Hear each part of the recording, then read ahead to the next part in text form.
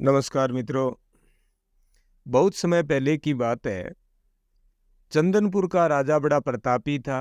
दूर दूर तक उसकी समृद्धि की चर्चाएं होती थी।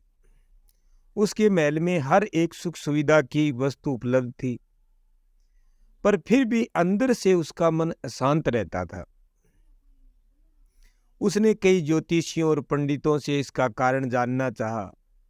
बहुत से विद्वानों से मिला। किसी ने कोई अंगूठी पहनाई तो किसी ने यज्ञ कराए, पर फिर भी राजा का दुख दूर नहीं हुआ।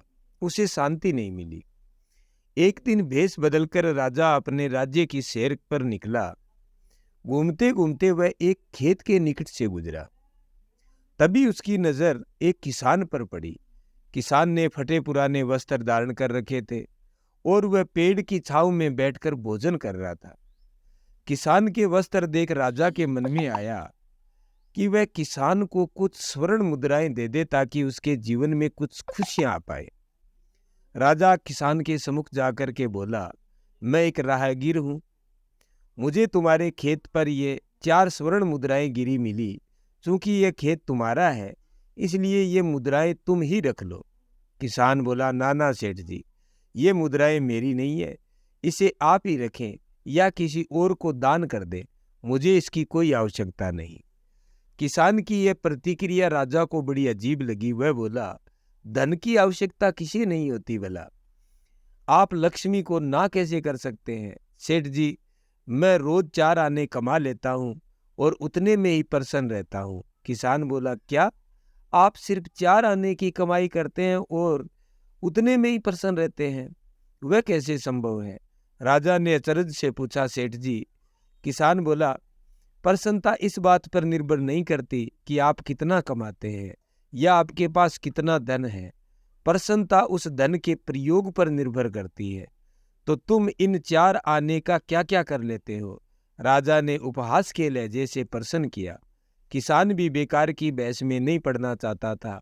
उसने आगे बढ़ते हुए उत्तर दिया, इन 4 आनों में से एक से मैं कुएं में डाल देता हूँ, दूसरे से कर्ज चुका देता हूँ, तीसरा उधार में देता हूँ और चौथा मिट्टी में गाड़ देता हूँ। राजा सोचने लगा। उसे यह उत्तर समझ नहीं आया। वह किसान से इसका अर्थ पूछना चाहता था, पर वो जा चुका था। राजा ने अगले दिन सभा बुलाई और पूरे दरबार में कल की घटना कह सुनाई और सबसे किसान के उस कथन का अर्थ पूछने लगा। दरबारियों ने अपने अपने तर्क पेश किए, पर कोई भी राजा को संतुष्ट नहीं कर पाया। अंत में किसान को ही दरबार में बुलाने का निर्णय लिया गया। बहुत